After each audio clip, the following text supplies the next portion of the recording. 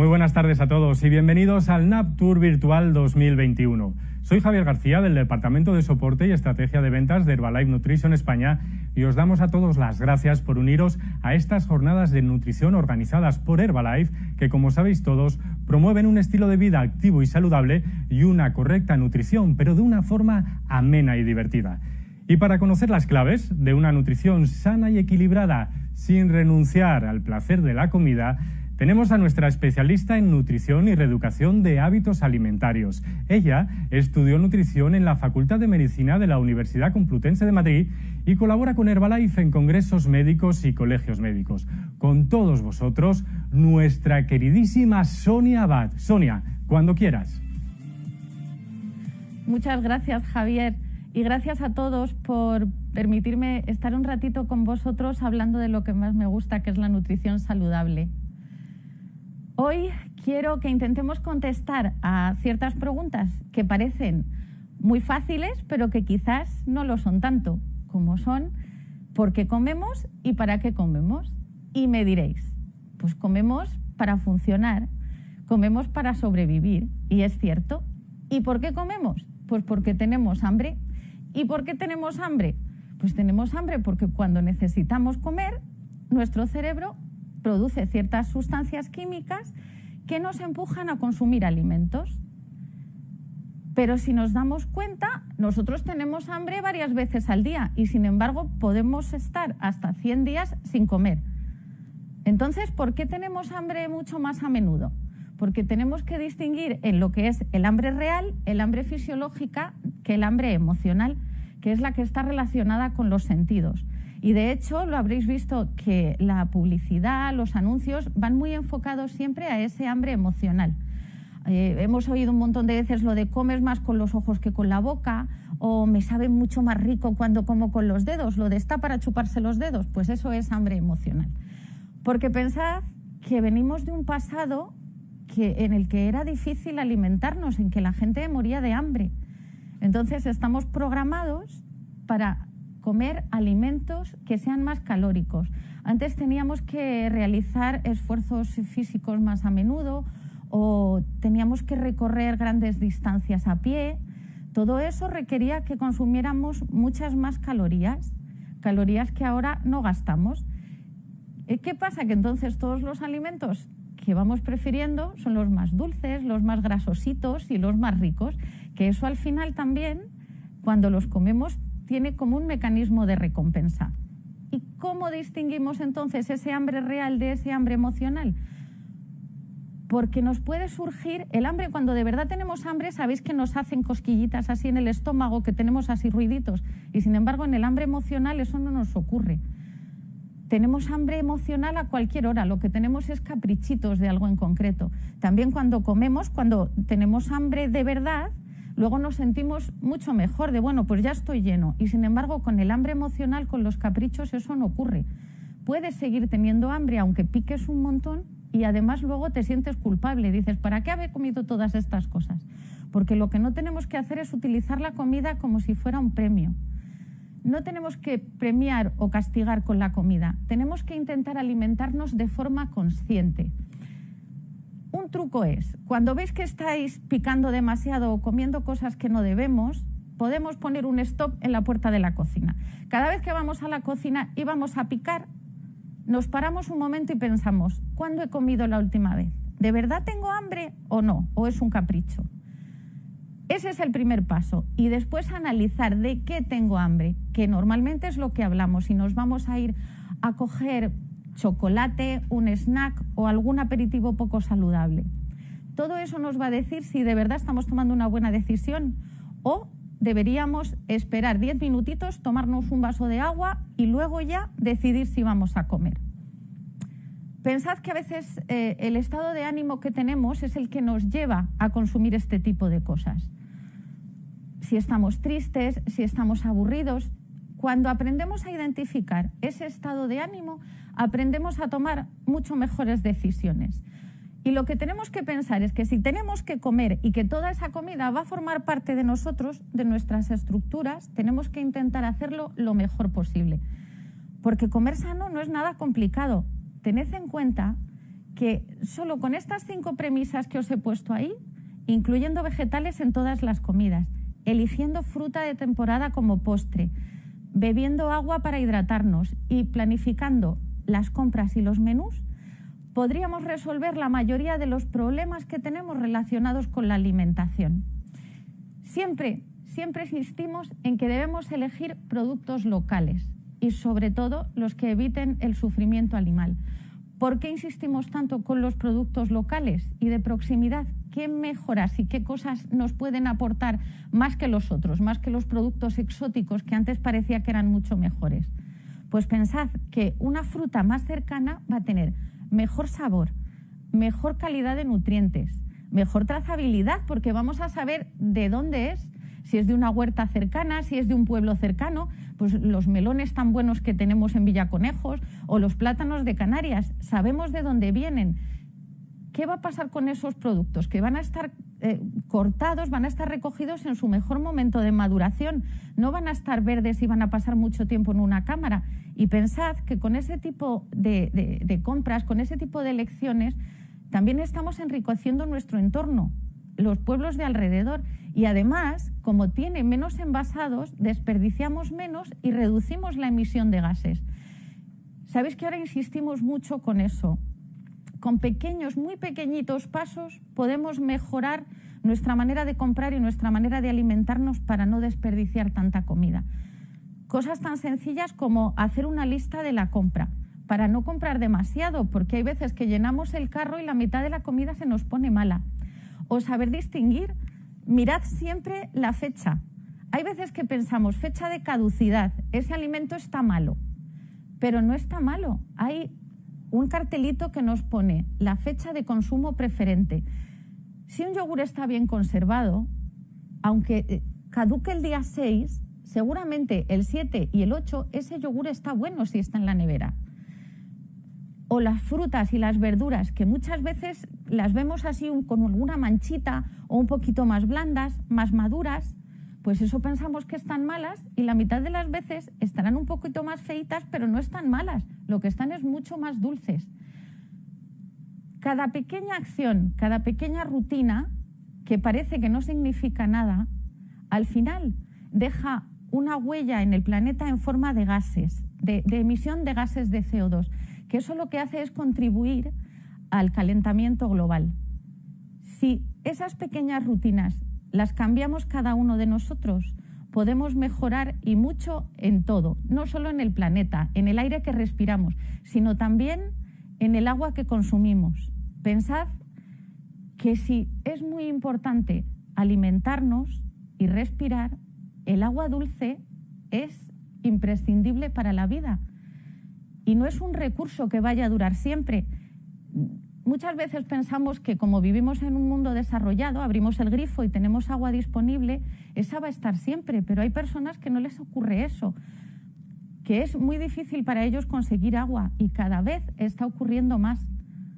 Tenemos que evitar entre todos que el agua se convierta en un artículo de lujo. Es que incluso está empezando a cotizar en bolsa. Bueno, pues todo eso, para que no ocurra, depende de nosotros. Ahorrando agua, cerrando el grifo cuando no lo vayamos a usar sin desperdiciar. Cuando vamos a algún sitio vamos a pedir agua del grifo. Aquí en Madrid la tenemos muy buena. Y en cualquier parte de España podemos conseguir agua que está tratada y que no tenemos que estar siempre comprando botellas de plástico que generan además un montón de residuos. Porque parándonos un poquito, si planificamos lo que tenemos que hacer, adelantándonos, organizándonos, mejora nuestra vida. Como os decía, cosas tan sencillas como hacer una lista de la compra o planificarnos un poquito los menús, que parece, bueno, es que requiere mucho tiempo. Al revés, vamos a ganar tiempo. O teniendo en casa, si no lo podemos evitar, porque sabemos que la fuerza de voluntad no funciona, tener picoteos saludables. Podemos tener aceitunas o pepinillos o fruta pelada metida en un tupper en la nevera y eso nos va a llevar a que cuando nos entra el hambre y hacemos ese viaje a la nevera, tomar cosas saludables, tomar aperitivos que nos pueden venir bien, además para nuestra salud. cosas como que parecen tan simples, como cuando ponemos el horno, pues ya lo aprovechamos, y si vamos a hacer pollo asado, pues también asar unas verduras y ya tenemos verduras asadas para la cena. Todo eso nos va a ayudar a alimentarnos mucho mejor. Y sobre todo, lo más importante, ¿qué es lo que no tenemos que hacer? Lo que no tenemos que hacer es comprar productos ultraprocesados. Eso es lo que tenemos que evitar en nuestra dieta. Que a veces confundimos, no sé si os pasa, un producto ultraprocesado con un producto procesado, y no es lo mismo. Los productos procesados significa que son seguros para nosotros, que han sido tratados. Cuando yo pelo una manzana o la lavo o le hago trocitos, todo eso son acciones de procesado. Todo eso ayuda a que consumamos esos alimentos mucho mejor, para que sean más fáciles de tomar, o que sean más seguros porque están hervidos y matan microorganismos, o porque los mantenemos en la nevera. Pues esa manera de conservar los alimentos hace que sean mejores para nosotros, hace que sean más seguros. Sabéis que muchas veces tenemos guías como las pirámides de los alimentos. Yo os he puesto la clasificación NOVA para que sepáis que sí que tenemos que tomar productos que están procesados, que han tenido un mínimo procesado, y los que tenemos que evitar siempre son esos productos ultraprocesados. Porque ahora no compramos en el mercado. Casi todos, ¿dónde vamos a comprar? Pues al supermercado. Y en vez de pensar en alimentos reales, terminamos entrando en los pasillos de los productos. Si nosotros entráramos en el súper a por pollo y compráramos pollo y no nuggets, estaríamos contribuyendo a comer de forma más saludable. O en el pescado, vamos a comprar rodajas de merluza en la pescadería y no varitas. Todo ese tipo de cosas, todo lo que más llena nuestro carro, es lo que tenemos que evitar. En el súper tenéis hasta un 70% de los alimentos que son productos ultraprocesados. La única manera de no comerlos si los tenemos en casa no va a ser evitar y dejarlos aparte y solo comerlos de forma puntual, porque al final, si los tienes, te lo comes. Tenemos que evitar no comprarlos y así no nos los comemos. Pero ya no solo las pizzas, es que hay muchas comidas, pues como las carnes, las hamburguesas, muchas otras cosas que nos parecen que son alimentos que no son ultraprocesados, y al final solo sabemos que lo son de una manera, que es mirando las etiquetas. Os voy a poner una comparativa. Si miramos una etiqueta que tiene poquitos ingredientes, eso quiere decir que está mínimamente procesada.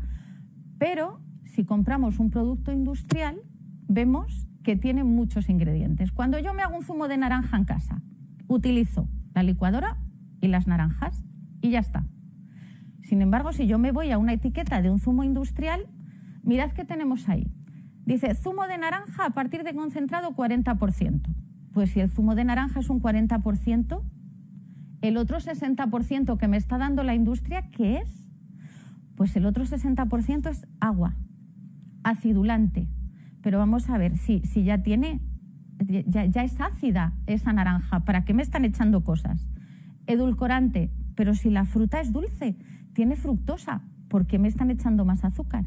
Aromas, colorantes, todo eso son aditivos. Y algunos de ellos vienen con matrícula. ¿Qué es eso de la matrícula? ¿Qué significan los E, los números E? Bueno, pues hasta la E todo va bien. La E significa que ha pasado por ciertos controles de seguridad de la Unión Europea. Y luego hay 3 o 4 dígitos. Esos números lo que nos van a dar es información de la categoría, de lo que tiene ese zumo. El 1 los colorantes, si es un 2 conservantes, si es un 3 antioxidantes. Mirad, en ese que teníamos ahí nos pone E955. ¿Qué es eso? Bueno, pues nos vamos a la tablita y decimos que el 9 son los edulcorantes. Os lo digo yo, es la sucralosa. Bueno, pero además de que un alimento esté más dulce o que no se oxide, o ¿qué más hay que nos añaden y que varían nuestra manera de consumir? Bueno, pues el glutamato es un potenciador de sabor. Os incido en él porque cuando ya nos ponen que hay un aditivo con una dosis que puede ser segura, ya me hace pensar que quizás si yo sobrepaso esa dosis no es tan bueno. puede que no sea inocuo del todo, porque si no me dirían que lo puedo tomar libremente y sin embargo me ponen que tengo que tomar una dosis mínima. Pues resulta que el glutamato no solo está en los snacks, también está en la carne procesada, está en algunos productos que no nos podemos imaginar, como el caldo que se utiliza en las pastillas de caldo, o en los productos que tomamos del chino, que solo tienes que echarle un poquito de agua y tal y se hacen rápidamente. Pues todo eso, para que nos sepa más rico, porque al final tiene mucha química, le echan potenciadores de sabor. ¿Qué es el peligro del glutamato? Bueno, pues que está relacionado en algunos estudios que se han hecho con patologías de la retina o con el glaucoma. Tomando demasiado podemos sufrir este tipo de cosas, o por lo menos que haya más incidencia. Y además es que está demostrado que lo que hace es bajarnos hasta un 40% la posibilidad de saciarnos. Esa sensación de saciedad se disminuye, con lo cual consumimos mucho más.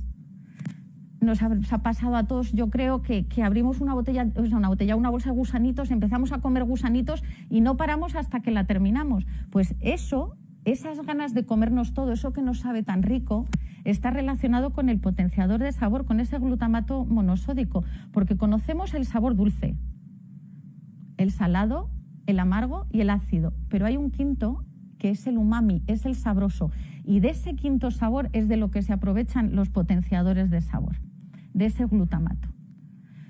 Y toda esa química que nos están echando en los alimentos, al final producen unas reacciones indeseables en nuestro organismo. Estas reacciones no tenemos que confundirlas tampoco. La intolerancia o la alergia no es lo mismo. Conoceréis mucha gente que os dice, yo no puedo tomar leche, pero no sabemos si es intolerante a la lactosa o, sin embargo, tiene una alergia a la proteína de la leche. ¿Cuál es la diferencia? Muchas veces los síntomas son muy parecidos. Tenemos dolor de tripa, nos encontramos mal, muchas molestias, no absorbemos bien los alimentos. Eso puede ser cualquiera de las dos cosas. El problema es que en la alergia alimentaria la reacción puede ser muy grave porque está comprometido el sistema inmune. Se puede desencadenar un torrente de reacciones como la anafilaxia, que puede llegar a ser mortal. No podemos respirar y si no se nos trata rápidamente podemos morir. Por eso es tan importante que distingáis. A lo mejor un cacahuete o un fruto seco también nos lo puede producir, pero cada vez está habiendo más incidencia y eso está muy relacionado con todas las sustancias químicas que estamos consumiendo. Nuestro sistema inmune ahora está de actualidad, desgraciadamente por la pandemia.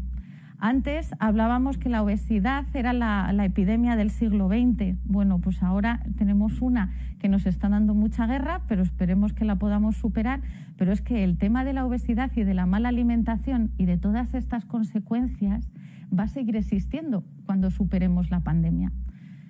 Lo único bueno que os puedo contar es que no estamos solos luchando contra las amenazas del exterior, porque nos cubren un ejército entero de bacterias buenas. Bacterias buenas que tenemos incorporadas, que tenemos dentro de nosotros. Antes pensábamos que solo en el sistema digestivo, pero no, tenemos todo nuestro cuerpo. Tiene bacterias buenas que nos pueden ayudar a defendernos de los problemas que nos causa el exterior. Habréis oído hablar de la microbiota. La microbiota o la flora intestinal y el microbioma. Os voy a decir la diferencia entre los dos. La microbiota son esos organismos vivos, esas bacterias, esos bichitos buenos que nos ayudan a defendernos del exterior. Entonces, ¿qué es el microbioma? ¿Cuál es la diferencia? Bueno, pues resulta que esas bacterias buenas viven en un medio.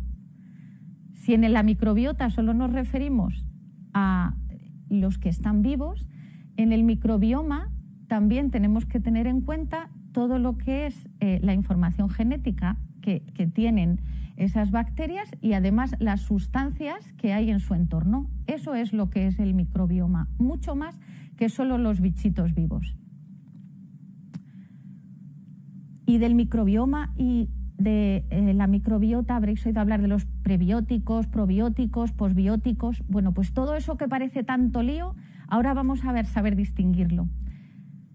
Es tan importante, y os hago incidencia, porque antes pensábamos que esto solo nos ayudaba para las patologías de digestivo.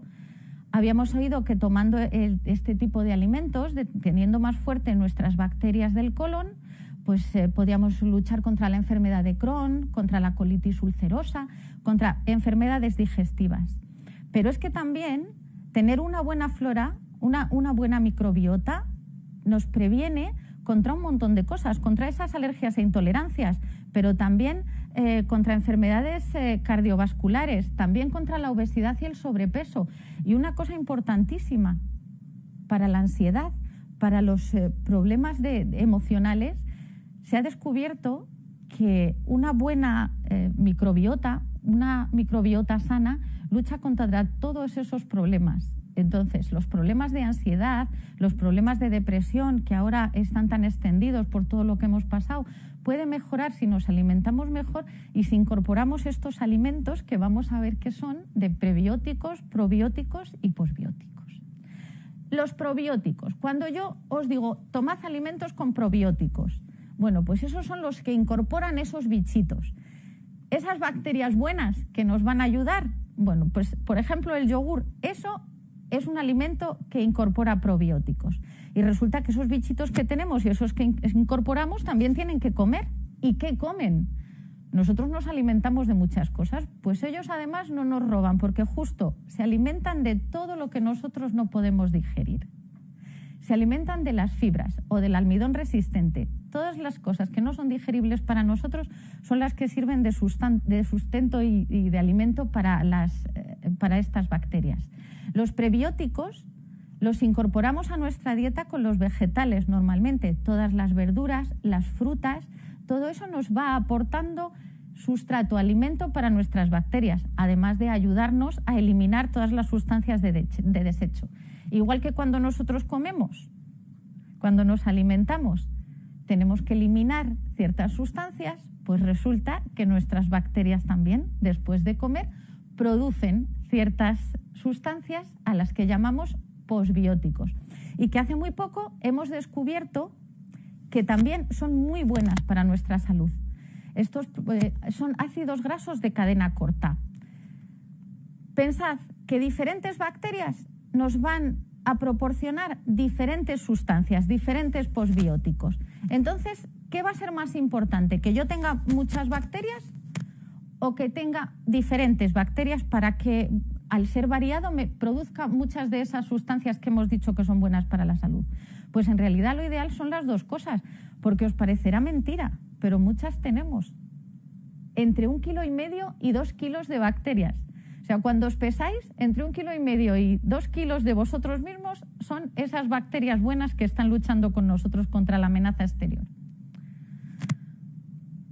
Y esos posbióticos, el butirato, el acetato, la vitamina K, las defensinas, todas esas barreras, los ácidos grasos de cadena corta, los péptidos, todo eso, pensad que son parte de esas defensas, de todo eso que nos va a ayudar a enfrentarnos a las amenazas del exterior.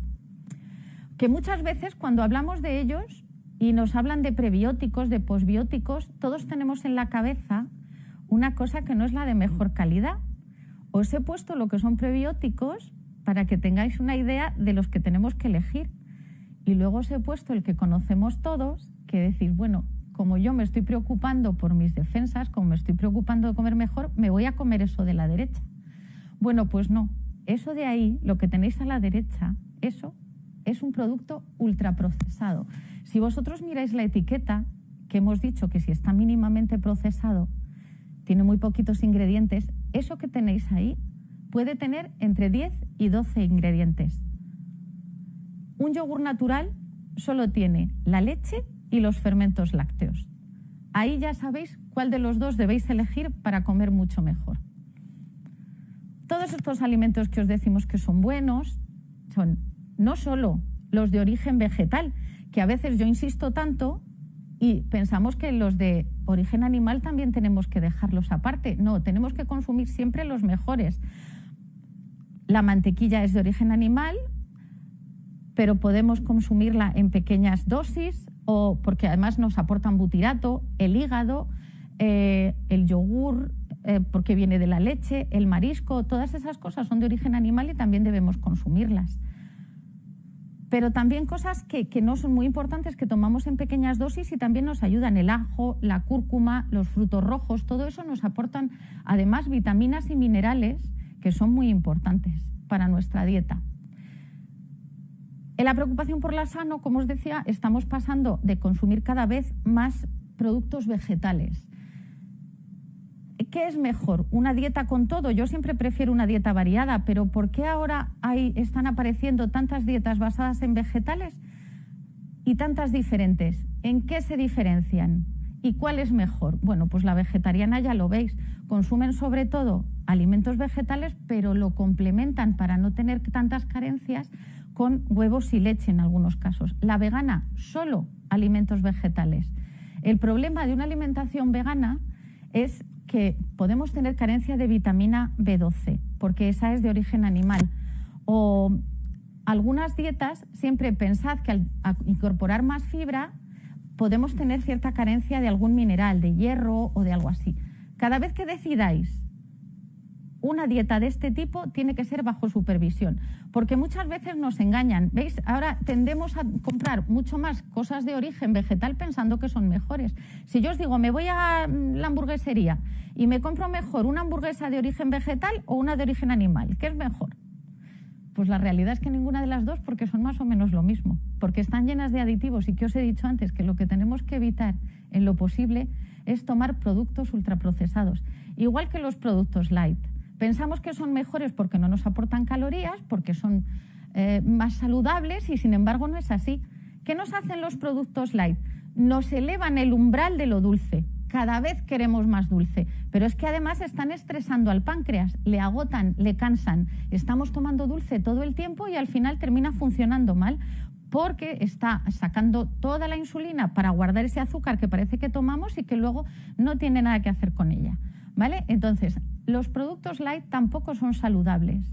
El problema es que están relacionados con un montón de patologías. Os voy a poner ciertos estudios para que veáis que están relacionados con función renal, con problemas metabólicos, diabetes, también cardiovascular, también con obesidad y sobrepeso, y también, como os decía, al no tomar frutas y verduras, nuestra microbiota no tiene que comer y al final también tenemos problemas emocionales.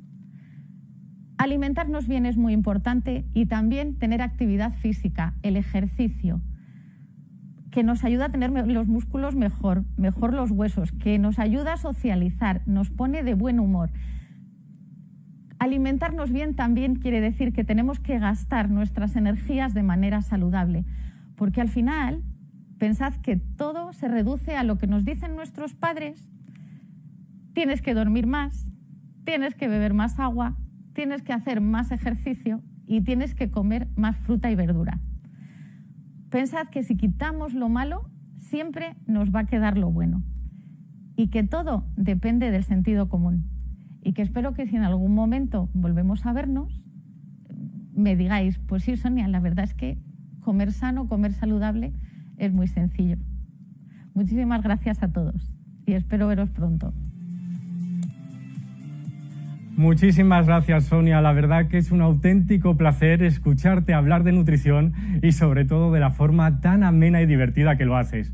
Pero como estoy seguro que todos vosotros os habéis quedado como yo con ganas de saber aún más y de seguir profundizando en nutrición, ¿por qué no lo hacemos? ¿Por qué no vamos un paso más allá y hablamos de nutrición avanzada? Suena bien, ¿verdad? Pues no os vayáis muy lejos, porque en breves momentos comenzamos con la siguiente conferencia de nutrición avanzada.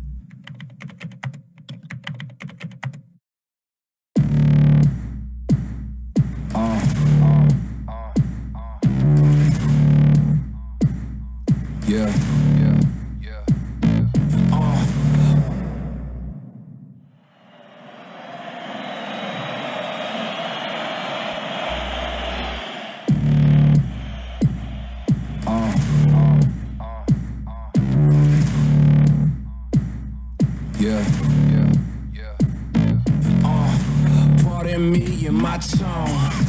You can't step to my throne. They ain't working like me. I did this on my own. You asking where we been, huh? I don't know where to begin, huh? All this dirt on my skin.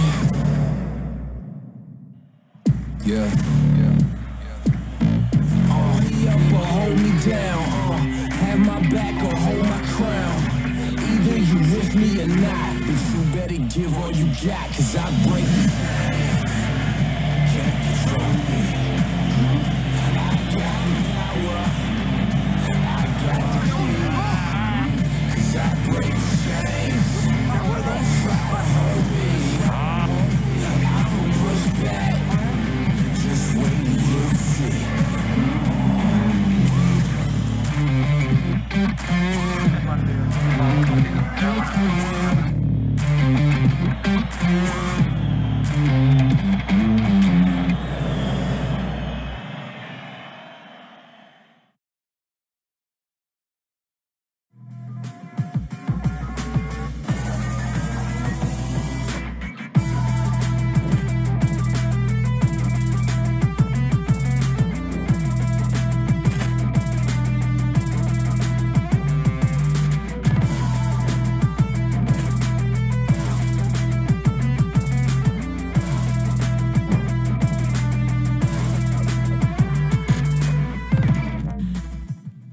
Ya estamos aquí de nuevo con todos vosotros y con muchísimas ganas de seguir profundizando en nutrición, de seguir hablando ahora de nutrición avanzada. Y precisamente para profundizar en los pilares de nuestra salud, que son la nutrición y el ejercicio, tenemos con nosotros a un invitado muy especial. Desde el año 2006 forma parte del Consejo Asesor en Nutrición de Herbalife Nutrition. Y entre su larga experiencia, podemos decir que ha sido jefe de los servicios médicos del Centro de Alto Rendimiento de Sierra Nevada, médico del Estudiantes de Baloncesto y médico de la Federación Española de Triatlón, entre otros. Vamos a darle todos un fortísimo aplauso virtual a nuestro queridísimo Julián Álvarez. Julián, cuando quieras, todo tuyo. Muchísimas gracias, Javier. Buenas tardes a todos. Bienvenidos a este NAP Tour virtual, donde vamos a seguir hablando de aspectos relativos a la nutrición y a la salud, ambos muy importantes para todos nosotros. Bien, como os ha contado Javier, soy Julián, soy médico, soy especialista en medicina deportiva, pero soy un apasionado de la nutrición y por eso hice también la carrera de nutrición y me especialicé en nutrición deportiva y he trabajado mucho con deportistas, pero también me he dedicado mucho al tema de la comunicación. ¿Por qué? Porque fijaros, pienso que el conocimiento, cuando realmente adquiere valor, es cuando se puede aplicar, y mucho más si se puede aplicar en nuestra vida cotidiana. Y de eso es de lo que vamos a hablar, eso es lo que vamos a intentar en esta charla, de transmitir conocimiento que se pueda aplicar a nuestra vida cotidiana. Y para eso vamos a empezar con algunos detalles que es interesante tener en cuenta. Lo primero es que muchas veces nos preguntamos por qué comemos, y nos lo ha tratado de explicar un poquito Sonia, pero yo lo voy a simplificar. Comemos porque tenemos que cubrir nuestras necesidades nutricionales todos los días, ¿ok? Entonces, comer es algo que pasa todos los días y precisamente porque es algo que pasa todos los días no le damos mucha importancia, pero precisamente por eso tiene mucha importancia, ¿ok? Entonces, recordar, tenemos que entender la nutrición porque es algo que vamos a aplicar en nuestra vida todos los días, ¿ok? ¿Y por qué es tan importante? Pues fijaros, porque en el fondo somos como una especie de macrosistema formado por más de 30 billones de células. Sí, billones, pero no es pasta. En pasta sería mucho, ¿no? Pero en células también es muchísimo. Y esas células están continuamente renovándose. Pero fijaros, 30 millones de células y más bacterias todavía que células, 38 billones de bacterias. Entonces, es muy importante que les estemos dando los nutrientes para esa continua renovación. Fijaros, aquí en el ejemplo, como hay células que se renuevan en muy poquito tiempo, por ejemplo, los glóbulos blancos, las células del sistema inmune que están ahí peleándose, precisamente porque están peleándose, mueren con mucha facilidad y hay que ir fabricando otras nuevas. Duran unos días, incluso a veces horas. Entonces tenemos que tener continuamente esos nutrientes que nos permitan mantener nuestro organismo en ese buen estado de funcionamiento. Nuestro organismo no es algo estático, es algo que está continuamente, y esta es la primera idea más importante, renovándose. ¿Y de dónde sacamos esos nutrientes? De los alimentos.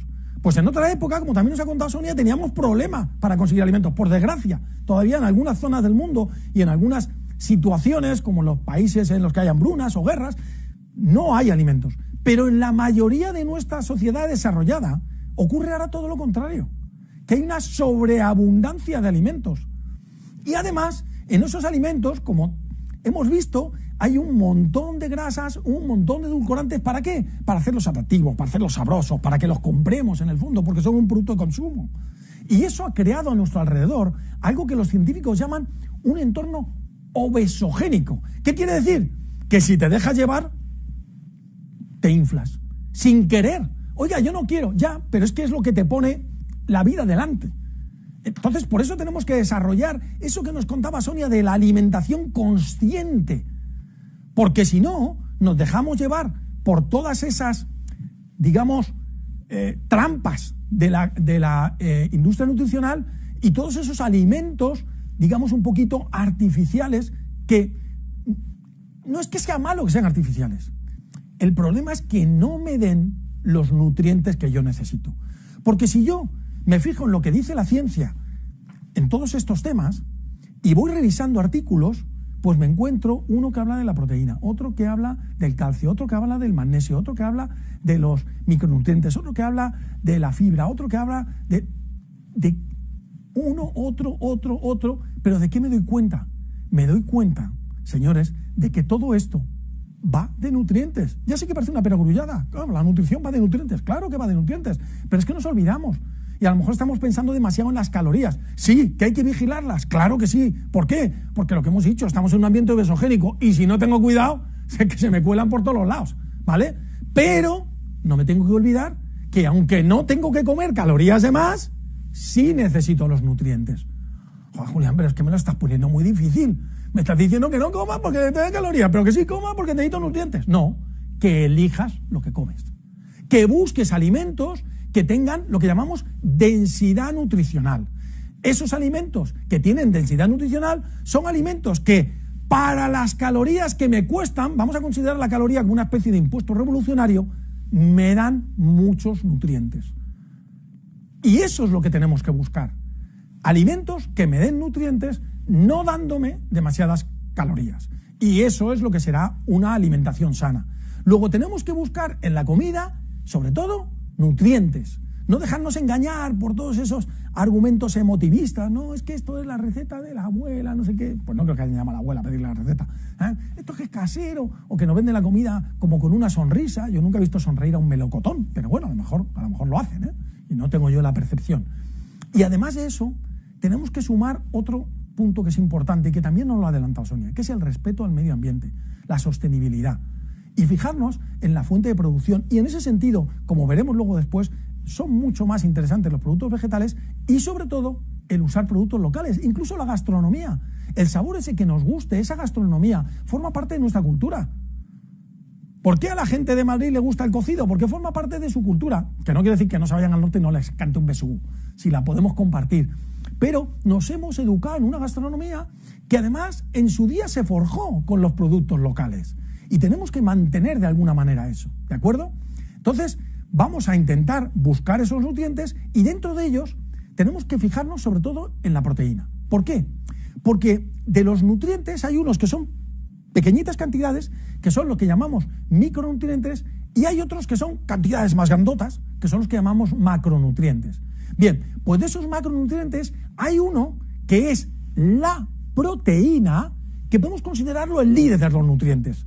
Porque si aportamos la proteína correcta, generalmente es fácil que ya los otros macronutrientes, que son las grasas y los hidratos de carbono, vengan, digamos, añadidos.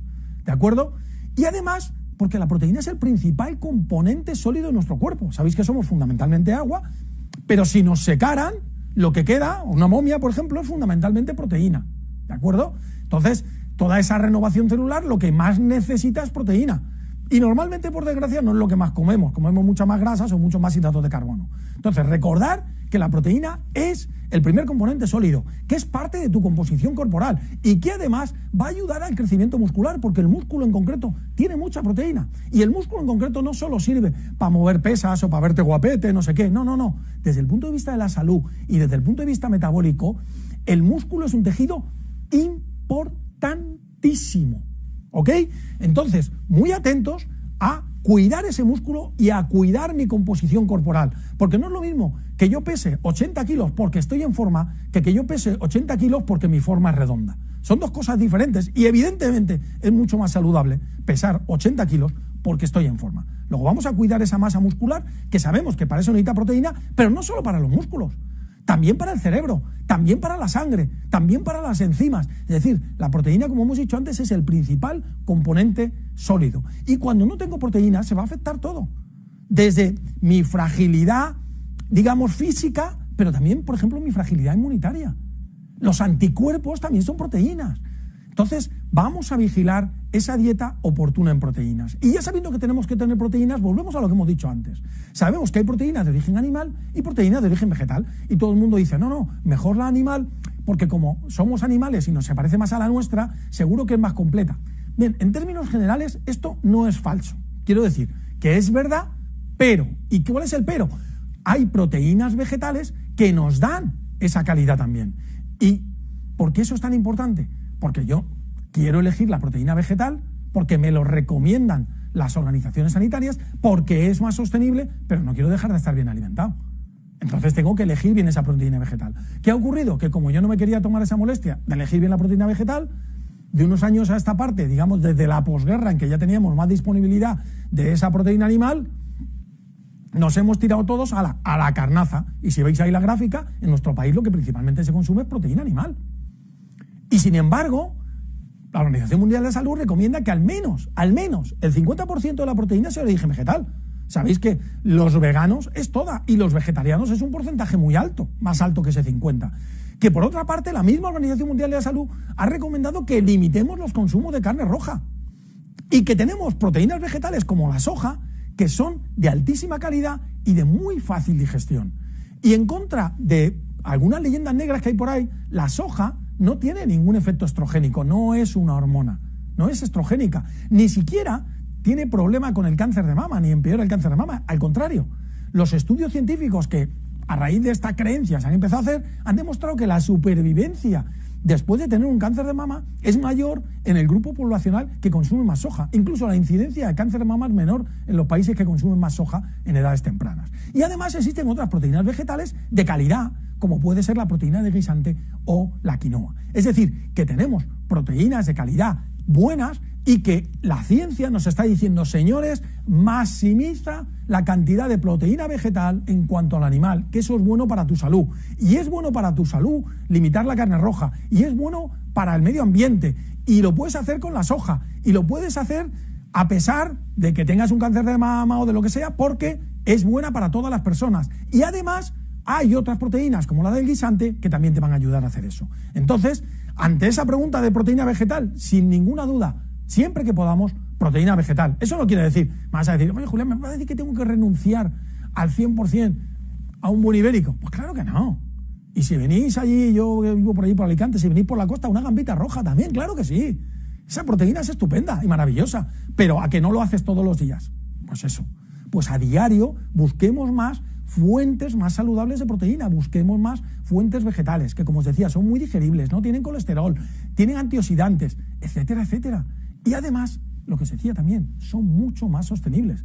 La diferencia de consumo, no solo de generación de gases de efecto invernadero, sino de consumo de agua y de consumo de terreno, para producir una cantidad determinada de proteína de origen, por ejemplo, soja, comparada con origen carne, es abismal, es casi 5 o 10 veces diferente. Y estamos hablando de cuestiones planetarias, es decir, 5 veces, aunque es que 5 no es tan grande, bueno, pues multiplica tú la Tierra por 5 para que quepamos todos. No, tenemos que tener un poquito de conciencia de todo esto. Y hay un asunto importante que tenemos que tener también conciencia de él cuando pensemos en ese consumo de proteína. Y es que tiene otra diferencia con los otros dos macronutrientes. Y es que las grasas se almacenan, y vaya si se almacenan.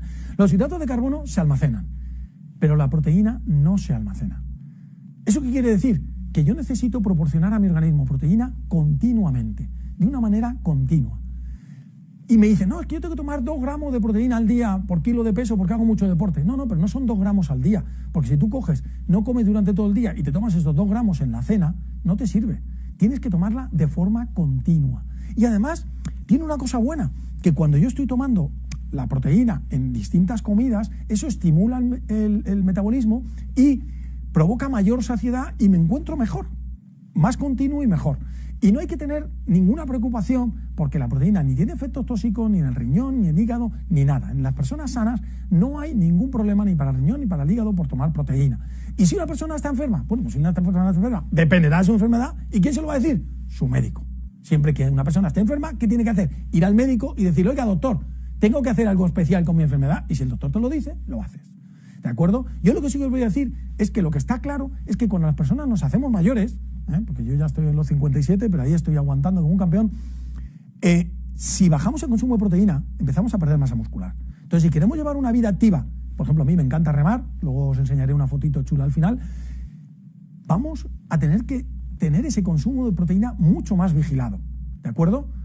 Cuidado con eso entonces. Si hay que vigilar el consumo de proteína toda la vida, sobre todo a partir de la madurez, porque es más fácil que si nos despistamos, nuestra masa muscular se vaya para abajo y cuesta más recuperarla. Siempre un cambio a un buen entrenamiento y una buena nutrición nos va a permitir recuperar masa muscular, pero vamos a intentar no caer en eso.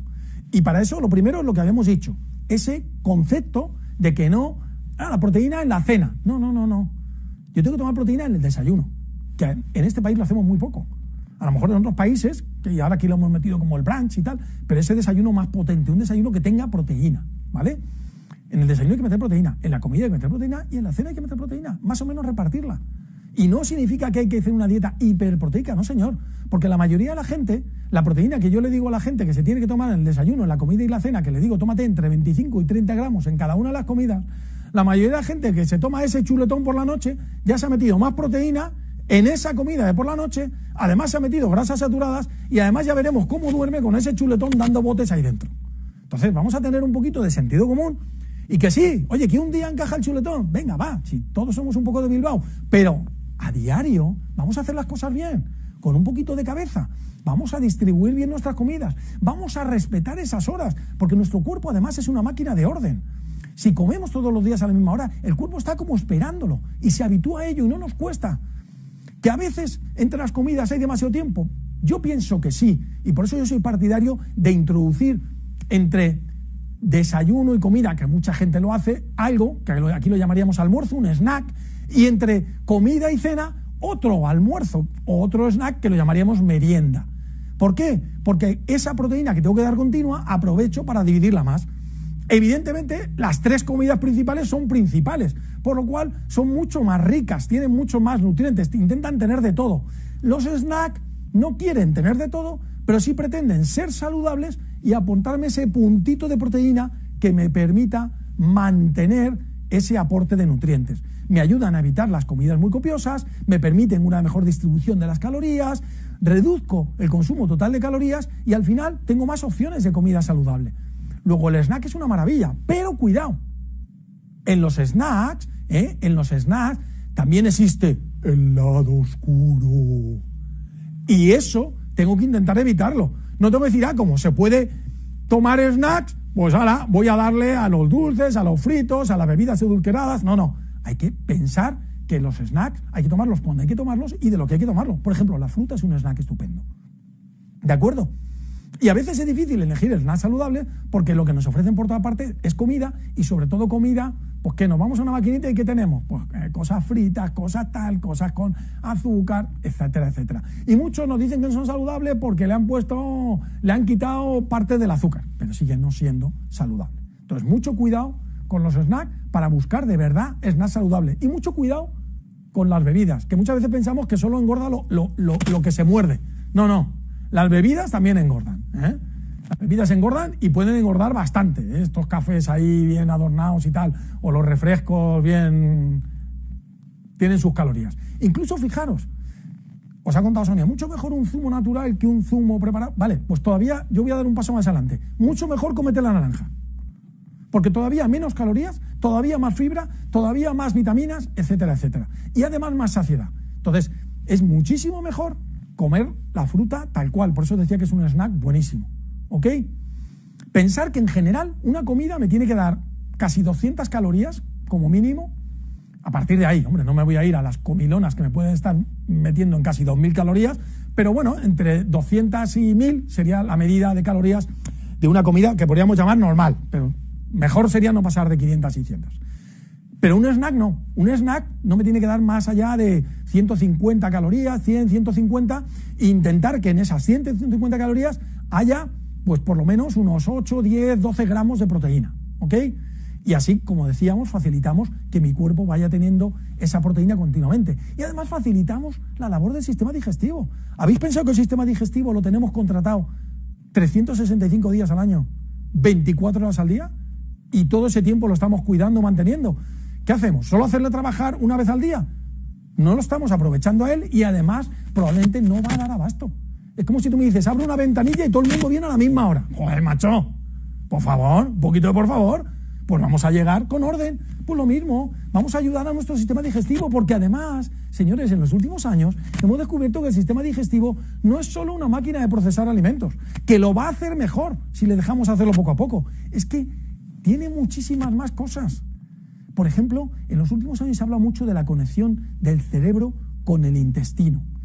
Fíjate, en el intestino hay entre 200 y 600 millones de neuronas, de células del sistema nervioso, las mismas que en la médula espinal.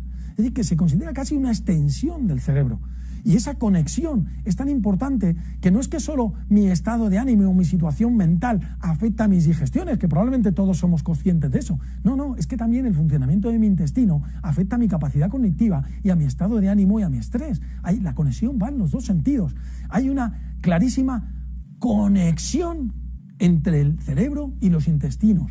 Y si queremos cuidar nuestro cerebro, que al final significa cuidar la central, tenemos que cuidar muy bien nuestros intestinos. ¿Y os acordáis que os decía que teníamos un montón de células, pero que tenemos todavía más bacterias que células? Pues mira, gran parte de esas bacterias están precisamente en el intestino.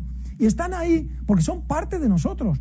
Están para ayudarnos. Son los que llamamos esa microbiota, o lo que llamamos también, porque nos gusta esto del bien y el mal, las bacterias buenas. Son las bacterias que nos ayudan. Y nos ayudan a muchas cosas. No solo nos ayudan a digerir, que lo hacen.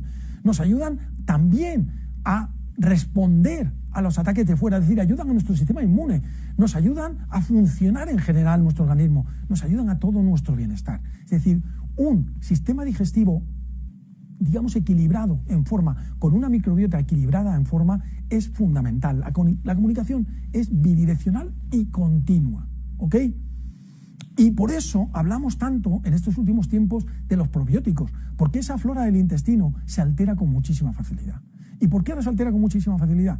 Pues mira, en parte por medicaciones, por supuesto que los antibióticos, son las primeras que se pueden cargar totalmente la flora, pero aparte de que en un momento dado tuviéramos que tomar antibióticos, medicaciones en general y gran cantidad de lo que hay en esa alimentación procesada, que estamos empezando a ver que altera esa microbiota.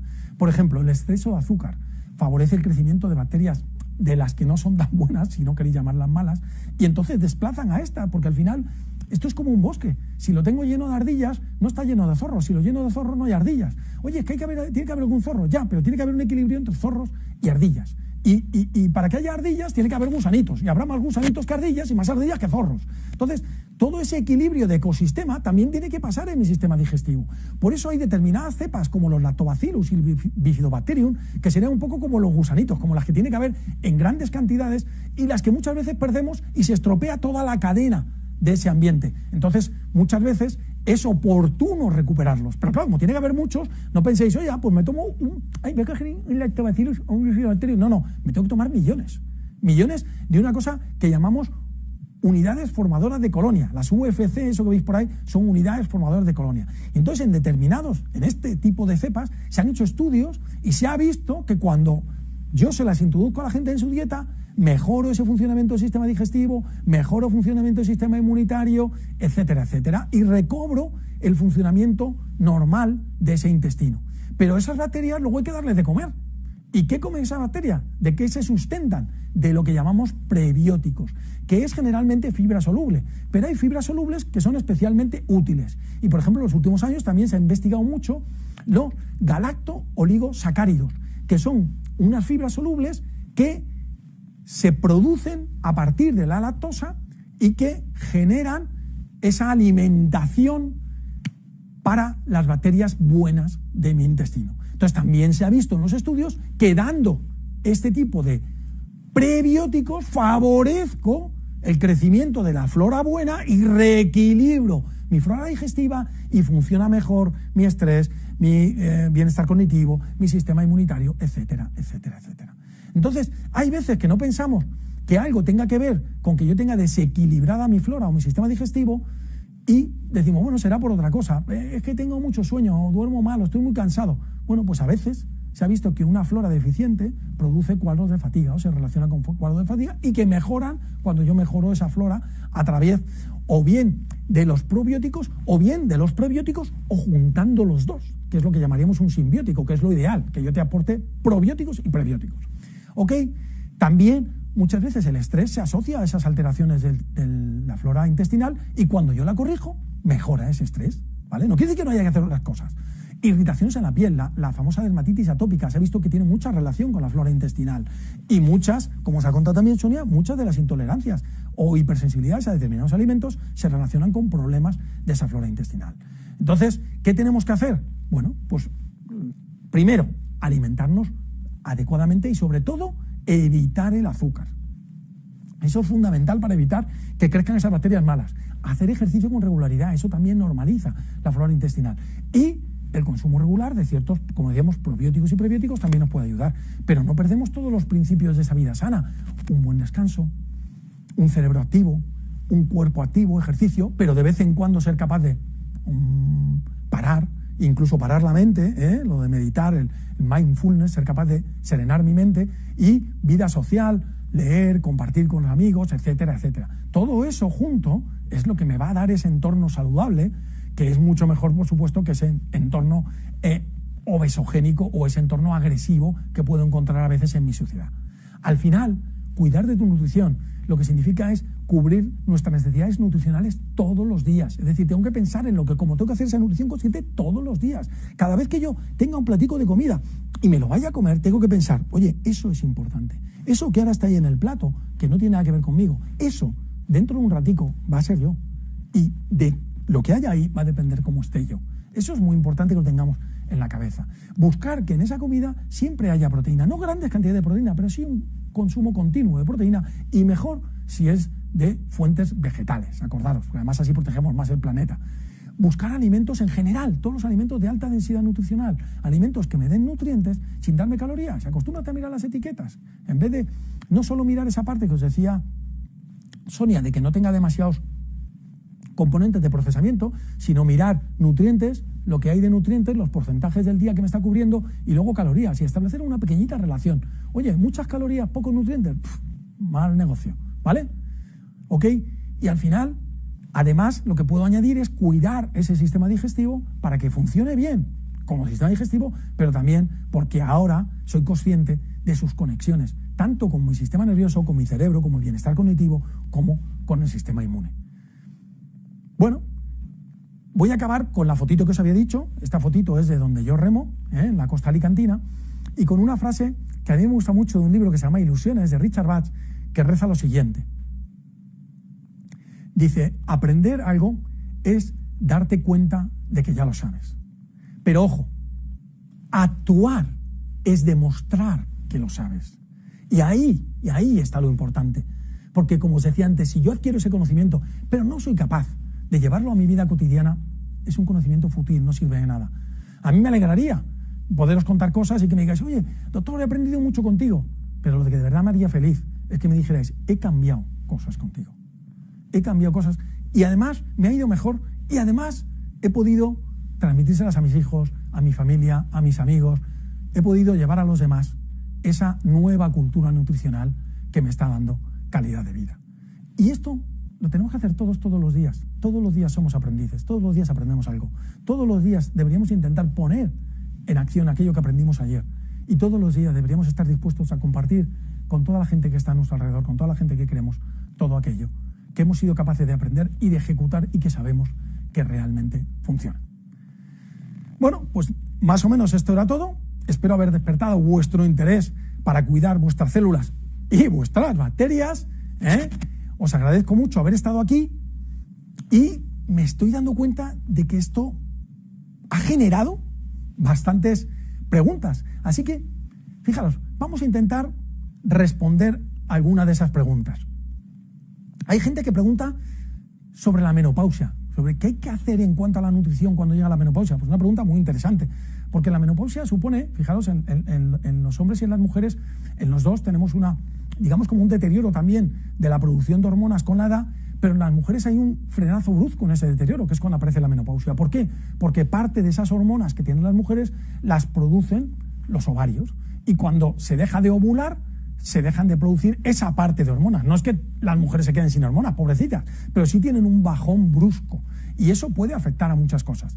Lo que normalmente bajan son los estrógenos. Entonces, por ejemplo, en las mujeres el estrógeno es una hormona muy anabólica. Hay que tener cuidado porque es fácil que perdamos masa muscular y que a raíz de esa masa muscular también perdamos masa ósea. Pues hacer ejercicio, cosa muy importante. Y ese aporte que decíamos de proteína, más cuidado todavía en esta situación. Y además, en este caso, si encima ponemos proteína de soja, mejor, porque se ha visto que la soja disminuye, no es un estrógeno, ya lo he dicho antes, pero sí disminuye los síntomas de los sofocos de la menopausia. Y si además mejoramos un poquito el consumo de calcio y de vitamina D, miel sobre hojuelas. Entonces, menopausia, con toda la felicidad del mundo, además tenemos más tiempo libre, hacer más ejercicio con nuestra buena proteína y un poquito más de calcio y vitamina D, ¿ok? Y también me preguntan a veces, no, es que yo he oído que las proteínas, el riñón... Vamos a ver, vamos a aclarar cosas. Las proteínas no pasan por el riñón. En una persona normal, sana, en el riñón tiene una cosa que se llama glomérulo, que tiene una membrana por la que no pasan las proteínas. En el pipí, con perdón, no hay proteínas. No, pues yo he visto gente que le han dicho que tenía proteínas en el pipí. Bueno, porque tiene un problema en el riñón. Si tienes un problema en el riñón, tienes una enfermedad. Si tienes una enfermedad, ¿qué haces? Vas al médico. Entonces ya el médico te dirá lo que tienes que hacer.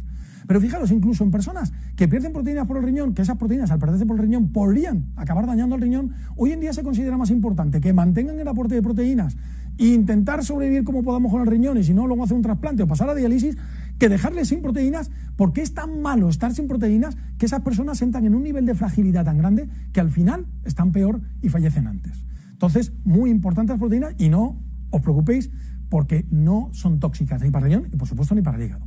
También hay gente que me pregunta por el colágeno, me dice, pero es que el colágeno se puede comer. Vamos a ver, todo se puede comer. La pregunta sería, ¿el colágeno se puede absorber? Pues mira, se ha visto que aunque las proteínas normalmente, cuando yo las consumo, las rompo en trocitos que llamamos aminoácidos y se absorben, a veces se absorben cadenas peptídicas, que son aminoácidos enganchados relativamente largas. Y eso ocurre con el colágeno, incluso con colágenos de bajo peso molecular que se absorben hasta enteros. Entonces, yo puedo incorporar, cuando consumo ese tipo de proteína, favorezco la formación de colágeno en mi cuerpo. Oye, ¿por qué tengo que favorecer la formación de colágeno? Porque el colágeno es la proteína fundamental de las estructuras. Es decir, es la proteína fundamental de los huesos y la proteína fundamental de la piel, ¿eh? Aunque las chicas que me estáis mirando sabéis de que a vosotros hablo de colágeno y sabéis de qué os hablo. Los chicos somos un poquito más despistados y no nos enteramos, pero todo esto, toda esta piel y todo esto se mantiene con el colágeno. Por eso es importante, para que se mantenga siempre bien, tener un buen aporte de colágeno, ¿ok? Y también me habéis preguntado muchos por los probióticos. Lo he intentado explicar bastante bien, pero os recuerdo, es importante que sean probióticos de calidad, que tengan las bacterias que necesito en las cantidades que necesito, ¿vale? Y además, asociados a esos probióticos para que se lleven su mochilica de comida, para que lleguen donde tienen que llegar, ¿de acuerdo? Entonces, mucho cuidado a la hora de elegirlos, porque ahí hay mucha morralla, por decirlo de alguna manera, ¿ok? Y también hay gente que me pregunta ¿por qué pasa con la soja y el tiroides? No sé qué. Lo mismo que os contaba con el riñón. La soja no afecta para nada al funcionamiento de la tiroides. ¿Qué ocurre? Que la mayoría de personas que tienen problemas de tiroides, a veces son hipertiroideos, pero normalmente cuando uno se hace muy hipertiroideo, lo que se hace es ablacionar la tiroides y al final acaban siendo todos hipotiroideos y toman la hormona tiroidea como una medicación. Es decir, tenemos que soportar esa hormona tiroidea desde fuera, exógena. Le damos un fármaco que es hormona tiroidea. Hay una terapia que se llama sustitutiva. Bien, pues, ¿qué es lo que ocurre? Que cuando yo me tomo esa pastilla de hormona tiroidea, la soja interfiere mucho con la absorción de esa pastilla. Es Entonces, simplemente, si yo por ejemplo a mí me gusta, yo por la mañana me levanto, hago un poquito de ejercicio y en mi desayuno me tomo un batido que es con proteína de soja. Si yo tuviera que tomar la pastilla del tiroides, no me la tomaría en ese momento, me la tomaría por la noche. O me tomaría el batido por la noche y me tomaría la pastilla por la mañana. Es decir, lo que intentaría es no juntar el consumo de un alimento con soja, que bueno, puede ser batido, puede ser porque a ti te gusta tomar tofu o tú te tomes el café con leche de soja, ¿vale? Que no voy a juntar un alimento con soja junto con la toma de la medicación. Pero bueno, de todas formas, estas cosas, como hemos dicho antes, siempre que hay una patología, lo mejor es que acudáis a vuestro médico, lo consultéis con él y seguro que él os lo puede aclarar. Pero bueno, me gusta que cuando una pregunta se hace mucho, yo entiendo que la gente no tiene los conceptos claros y quería intentar aclararlo. Y bueno, hasta aquí hemos llegado hoy en nuestro NAPTour virtual. De verdad que ha sido un absoluto placer estar con vosotros, así que muchísimas gracias y espero vernos pronto tratando otros temas igualmente interesantes. Hasta siempre. Muchísimas gracias, Julián, por compartir un año más todos tus conocimientos sobre nutrición avanzada en este primer ciclo de conferencias del NAPTour virtual. Y, por supuesto, muchísimas gracias a ti también, Sonia, por haber inaugurado, ¿verdad?, esta primera sesión. Nosotros nos despedimos por hoy, pero como sabemos que queréis seguir conociendo y profundizando más en nutrición, ya sabéis que tenemos una cita el viernes que viene. Nos vemos el 18 de junio a las 5.